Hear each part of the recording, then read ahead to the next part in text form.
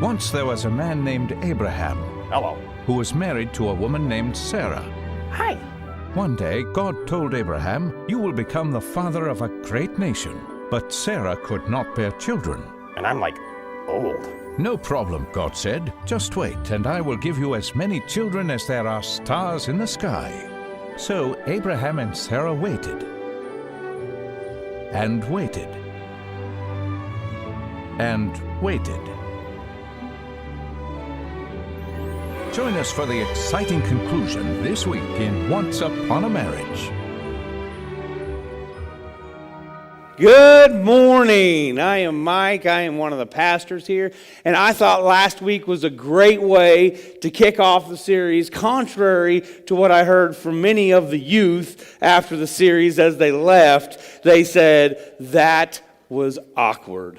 And I noticed most of them aren't in here this week, so it must have been a little awkward for them. But I thought it was a great beginning to the message. So as we start off today, I want to start off by talking to maybe some of those of you that are not married yet. And think about what you think that marriage is going to look like.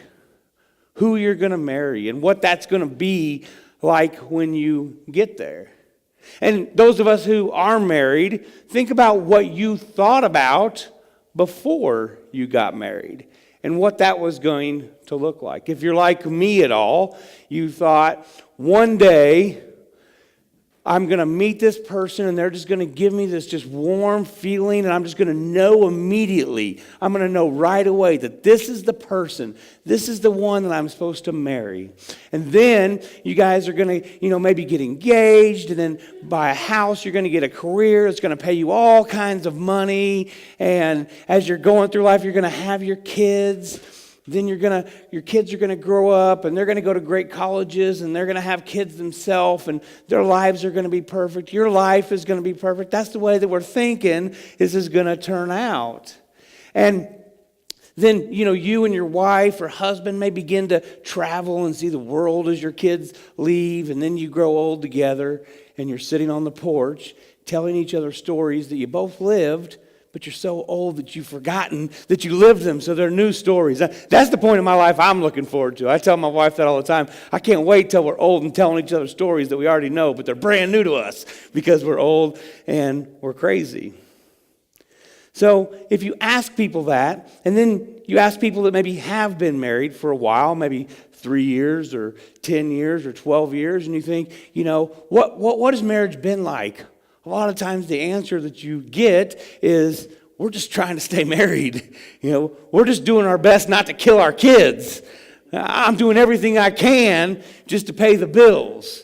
And so that's the reality of marriage whenever you get into it. Sometimes it's better and sometimes it's worse than what you planned on it being. If I think back to 18 years ago, whenever I met Chris, I remember I kind of knew right from the beginning. Before her, I was in this mentality of, I don't think I'm ever going to get married. I don't want to get married. And shortly after I met her, I knew I want to get married. And it's not that I didn't want to get married. It's just I didn't want to get married to those other people. And I kind of just had that realization. So I lured her in with a dog. Okay, so she got a dog. And I said, well, you don't have anywhere to keep the dog. You probably should keep it in my house. See, I was trying to get this joint custody of her dog thing because she have to come over and see me if I had her dog. So I had this plan, and then from the dog, we end up getting married. We have kids. Our kids grow older. We have to move because the house isn't big enough for our 2 kids, and now we move to another house, and then we have 3 kids, and so we've got to move again because the kids are growing older, and life hasn't always been exactly like I had planned it to be. Sometimes it's been a lot better, and sometimes it's been a lot worse, but it hasn't been exactly like I'd planned. So today, we're going to look at the story as we saw of these people, this guy named Abram, and his name was later changed to Abraham, and this girl named Sarai, whose name was later changed to Sarah. And any of you that you've gone through life, and whether you're married or not married or been married and divorced or whatever it is, that you've gone through life and life hasn't turned out exactly like you planned, I think this story can really speak to you. Because we're going to see how their life didn't turn out exactly like they planned. And the title of today's message is actually called Faithless or Faithful. As we start off in Genesis chapter 12, we're going to see how Abram and Sarai were faithless sometimes and faithful. And I love this, reading this story this way, because, the story that you learn in Sunday school, the story that you learn growing up is Abraham and Sarah, God came to them and said, you're going to have a lot of kids. And they waited and they waited and they waited. And then all of a sudden they did. Ta-da. But that's not really how the story totally went. Because there were a lot of times when they struggled with waiting on God. So as we start off the story today, we're going to look at Genesis 12, 1 and 2. It says, the Lord said to Abram, leave your country, your people, and your father's household, and go into the land that I will show you. And then God made this huge promise to Abraham. He says, I will make you into a great nation, and I will bless you. I will make your name great, and you will be a blessing. God said, you're going to have to leave all that is comfortable. You're going to have to leave everything that you have established here at your father's house and go to this new place that you're not sure of. And I love how that story goes, because this is something that God asks us to do as well, too. He says, you're going to have to go someplace whenever I call you that you're not comfortable doing. But you have to use your faith in order to get there. And, God calls us sometimes to go into this place that is a new place, an unknown zone that we don't know, that we're not familiar with. But God says, if you follow me, it may not look like you expect it to look like, but I will take care of you. By faith, you're going to have these blessings that I promise you. If we look in Hebrews chapter 11, we'll see that Abraham actually did follow God's promise and purpose for him. As he says, by faith, Abraham, when he was called to go to the place that he would later receive his inheritance, obeyed and went, even though, this is the best part of the story, I think, he did not know where he was going. And I think this is such an awesome part of the story. I mean, think about that. He goes home to his wife, Sarah, and he's like, hey, God called us to go to this new place. And she's like, oh, okay, cool, let's go. Where are we going to go? And he's like, I don't know. I mean, first of all, think of that. She said, I'm going to follow you in that situation, even whenever he didn't know where God had called him to go. And now they've got to pack up and they've got to move. And she's, I think, an exceptional wife for saying, yes, I'll do that. First of all, okay, she's got to move. That means she's got to pack. I mean, if Abraham's anything like me, I can't pack anything. I'm going to get a giant box. I'm going to put 4 things in it, and I'm going to call it done. And then, my wife's going to come behind me, and she's going to be like, you can fit so much more in that. And I'm like, whatever, I'm ready to move. And on top of that, they're going to have to move by camelback. That's how they're moving things back in this time. So it's got to be incredibly difficult for her. But Sarah trusted Abraham and his faith in God whenever she said, hey, we're going to move. This story reminds me a lot of that point that I was called into ministry at first. I remembered it was a Sunday morning, very much like today. I was at an experience at Ignite at the old building. I remember sitting there and God just saying, you know what, this is what you're supposed to do. You're supposed to serve me. You're supposed to go into ministry. And I remember thinking at that moment and telling my wife after that, saying, hey, I'm supposed to go into ministry. And her answer to me was pretty much just, okay. It wasn't, Mike, you're crazy. Mike, you ate something weird last night. It's just talking to you weird, But it was just, okay, what does that look like? And I'm like, well, I'm not sure what that looks like yet, but I'm just going to follow God's path as I go through. But her answer was just, okay. And girls, I tell you this, married or not married or whatever, the best thing that you can do for your husband is be supportive of when God calls him to have him do something. Because sometimes it sounds crazy and sometimes it sounds weird. I remember, again, fast forward a few years later, about 2 years ago, when I was first approached with this concept of, you're going to be the lead pastor of Ignite. And I remember going home and telling my wife, and from my recollection of how that conversation went, it was, okay, let's do this.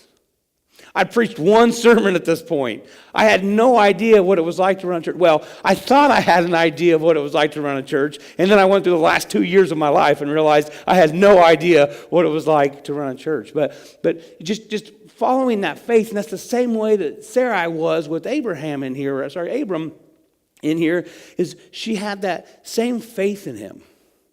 Because life doesn't always turn out like we planned.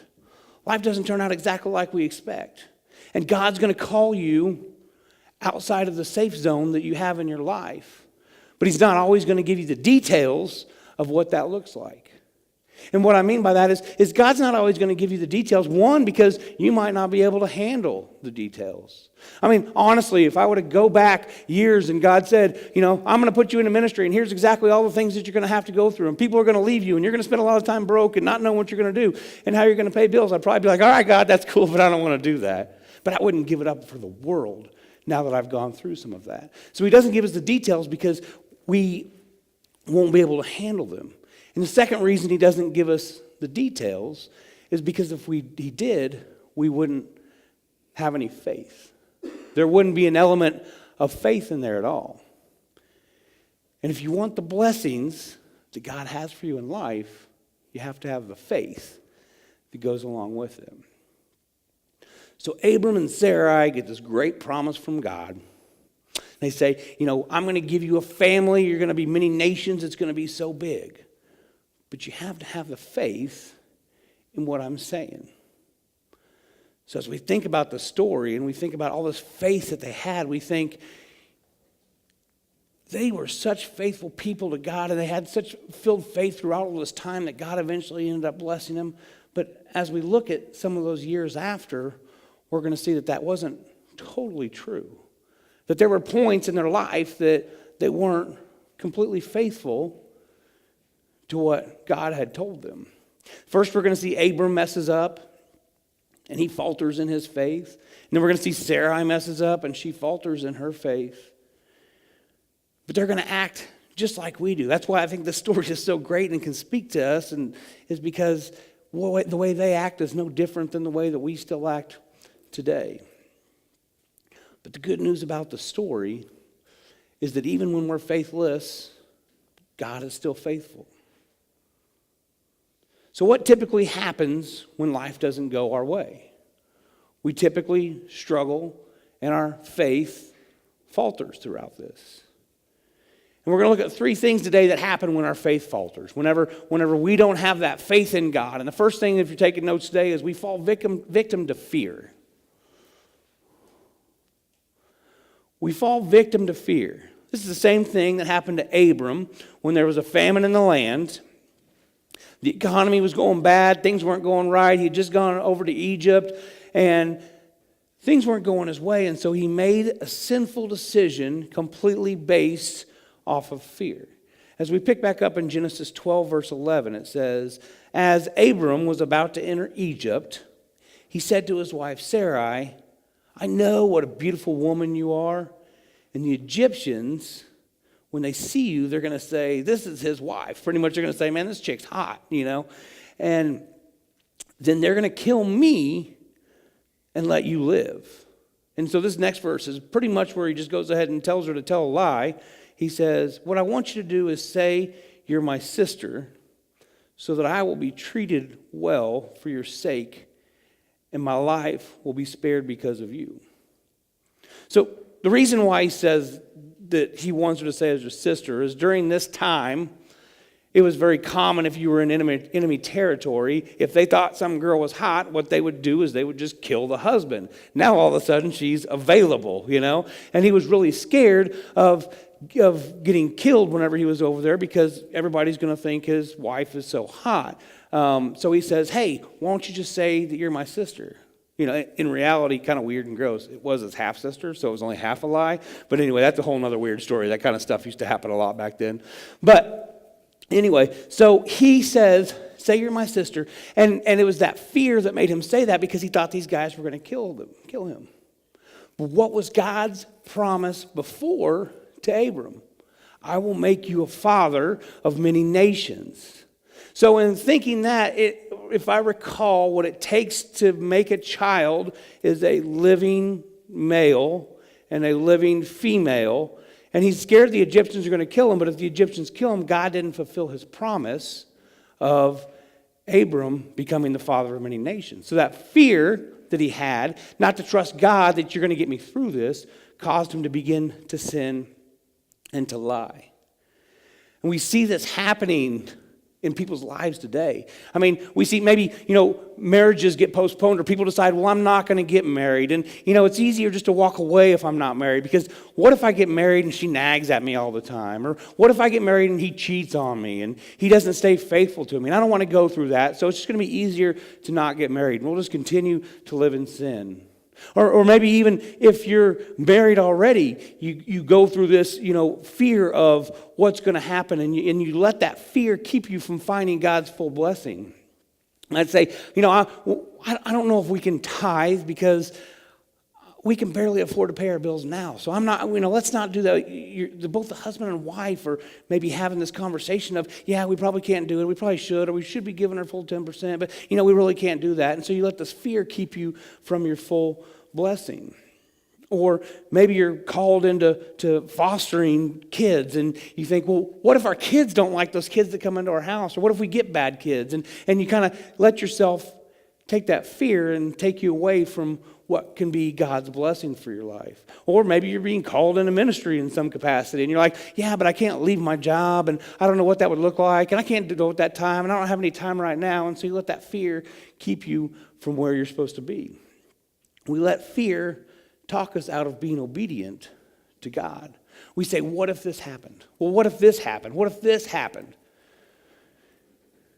I can remember years ago I had this friend, and we didn't have a lot of money. We still don't. We're not, super wealthy. But God just placed on my heart at one point, you're supposed to give money to this friend of yours. Like, he even gave me a specific amount. He said, here's how much you're supposed to give. And I didn't know why. And so I went to my wife and I said, hey, I'm supposed to do this. And she said, okay, well, God called you to do it. Go do it.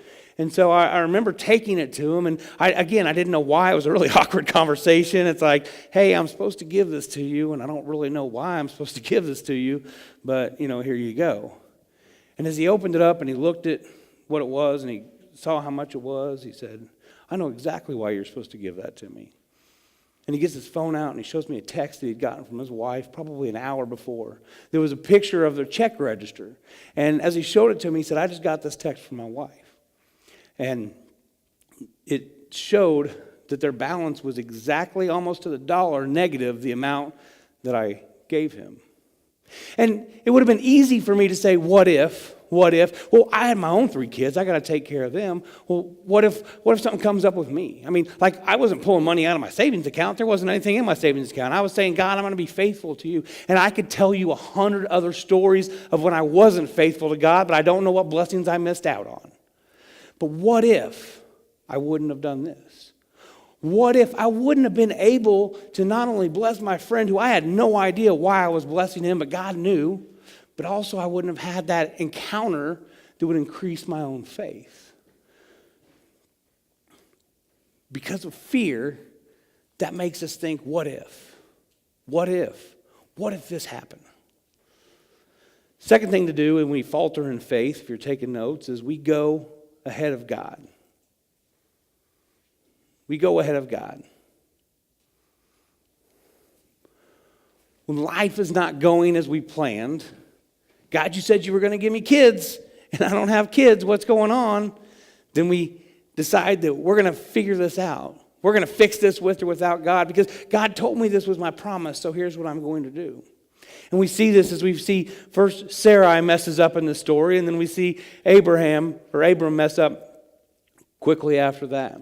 As we look at Genesis 16, it says, now Sarai, Abram's wife, had borne him no children, but she had an Egyptian slave named Hagar. Now this is actually an Egyptian female slave. It actually says it was a female maidservant in some other versions. I don't know, I have this vision of slave and Hagar. I don't think of it being a girl, but that's important to the story coming forward. Even whenever I have this vision of slave and Hagar, it really kind of gives me a mental picture of like a 400-pound version of the Leia picture I put up last week. It was not extremely attractive. I don't know. I don't know who this is. I don't know. Hagar is pretty. Woo. Anyway, sorry, shouldn't be name shaming. But so she has this Egyptian slave named Hagar. So she says to Abram, "The Lord has kept me from having children. Go sleep with my slave." Some guys will be thinking, wow, this is cool. I better go take advantage of this before, she recants on that. But as we're going to see in the story as it goes on, this is anything but cool. It does not end up good. So he says, go sleep with my slave. And perhaps, and this is the part I really want to point out, I can build a family through her. Notice she's taken this out of God's hands at this point. She's put this into her own hands. She said, I can build a family. I can do this. God isn't providing for me, so I can do this. I'm going to go ahead of God. And as verse 2 finishes out, it says, Abram agreed to do what Sarai said.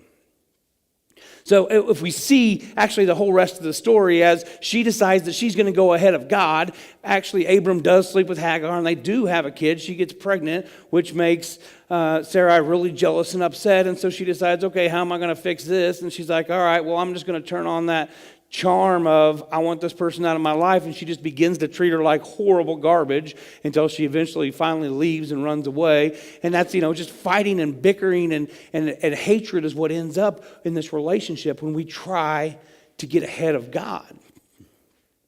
And sometimes we might try to get ahead of God ourselves.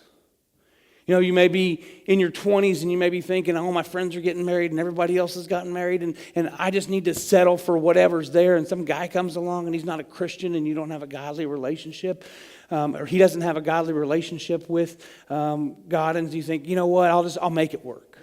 I'll compromise. Because I got it. God promised me I was going to, be happy, and so I'm just going to try to make myself happy. I'm going to get ahead instead of waiting on the man that's going to come along that's really supposed to fulfill that purpose with God. Or I see this a lot with couples that are maybe in their 20s.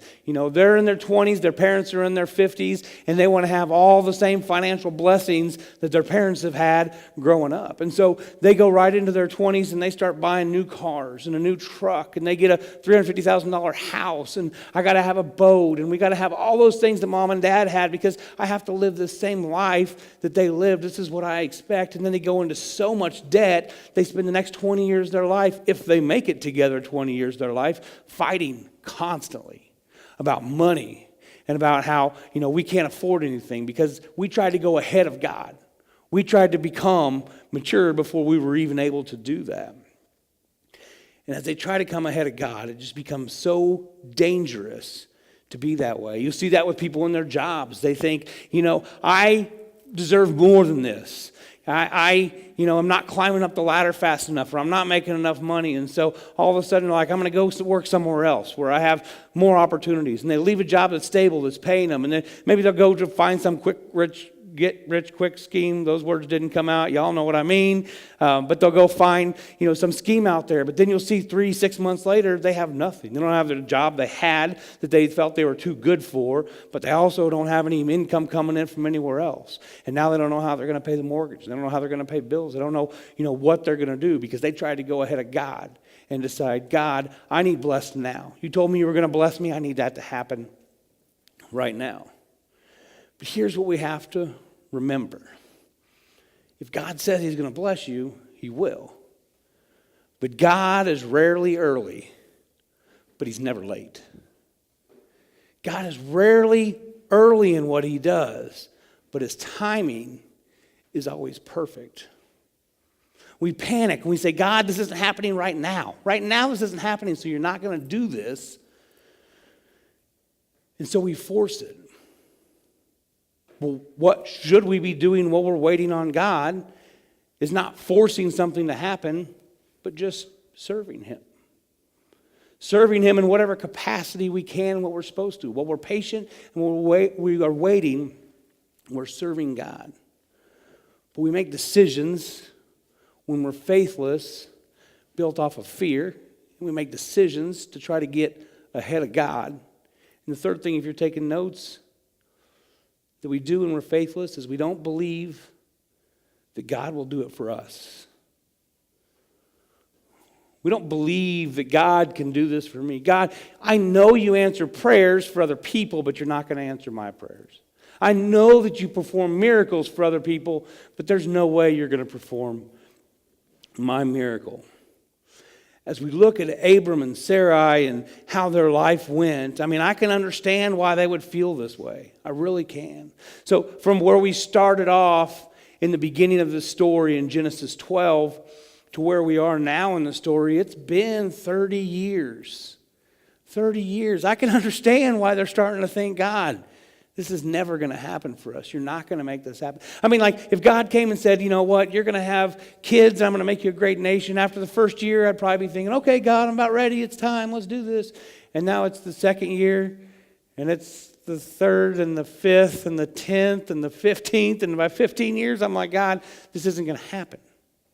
And here it is 30 years later, and they're really feeling like this isn't going to happen for us. Which is what a lot of us do when we're waiting on God, and we lose that faith. If we look at Genesis 17:17, we see God has actually just come to Abraham and said, I'm going to give you, he's more specific this time, and says, I'm going to give you a son, and here's Abraham's answer to him. It says, Abraham fell face down, and he laughed, and he said to himself, will a son be born to a man who's 100 years old? Will Sarah bear a child at the age of 90? I mean, he's pretty much saying, God, do you see how old I am? And do you know that Viagra has not been invented yet? You know, like, the things aren't working like they used to, God. I don't know that this is going to happen for us. We see Sarah responds exactly the same way in Genesis 18:12. It says, Sarah laughed to herself as she thought, after I'm worn out and my Lord is old.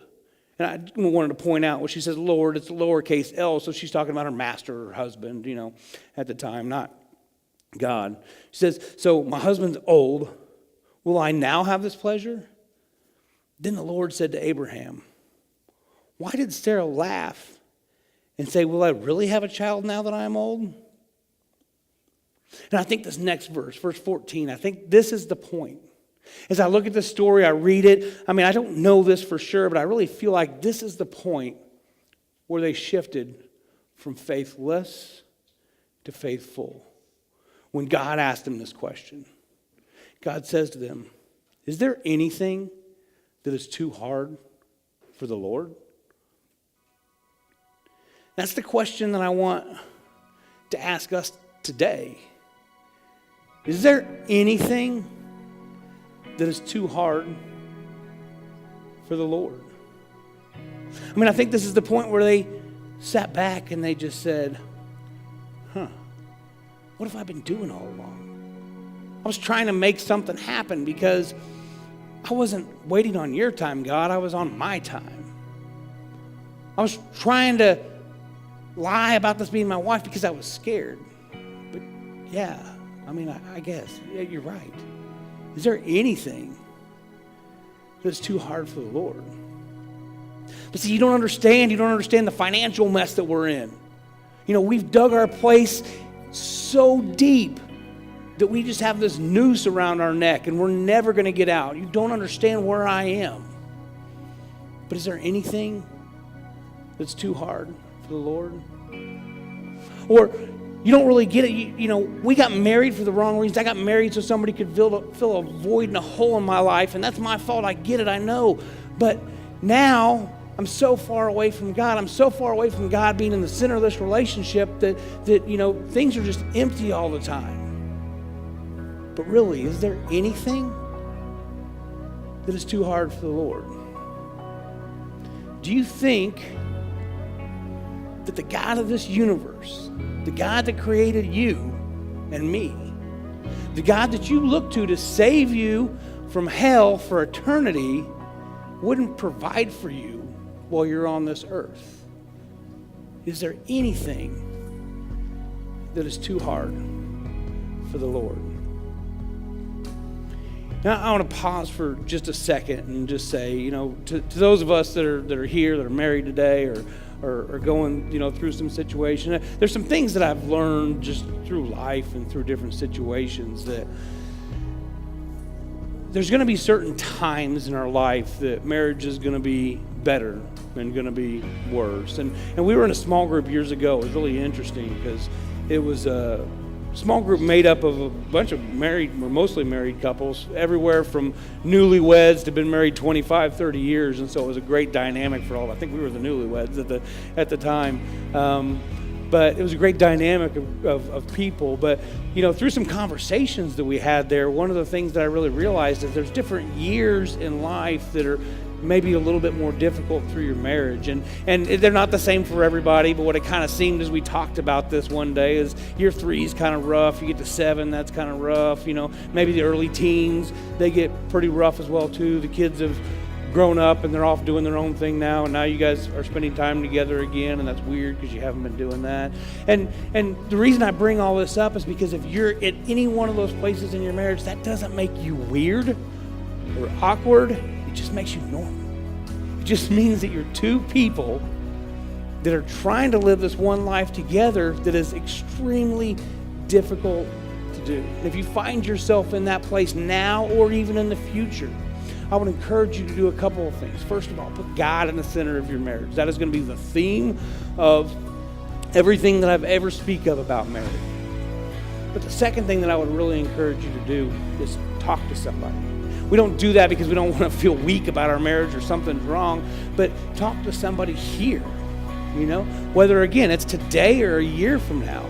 I mean, a lot of times what happens is we surround ourselves with these people, like people at work, and this guy's getting a divorce, and this guy hates his wife, and these people are financially struggling, and then you begin to become those relationships that you surround yourself with. So sometimes it's just as simple as surrounding yourself with people that you feel like have healthy marriages, people that you feel like have God in the center of their marriage, because your marriage will be just like the marriages of the people that you're hanging around with. But the thing that I urge you most of all is do not let pride get in the way of your marriage. Have faith in God, because even if you're faithless right now, God is always faithful. Is anything too hard for the Lord? As we see in this end of the story, as their faith shifted. If we look in the New Testament at how this story ended up, in Romans 4:19 through 21, it says, without weakening in his faith, he faced the fact that his body was as good as dead, since he was about to be 100 years old, and that Sarah's womb was also dead. Yet he did not waver through unbelief regarding the promise of God, but was strengthened in his faith and gave glory to God, being fully persuaded that God had power to do what he had promised. If you're faithless right now, in your marriage, in your job, in your life, whatever it is, I'll ask you this question one more time. Is there anything that is too hard for the Lord? I'll pray with you guys, please. Dear Jesus, I love you so much.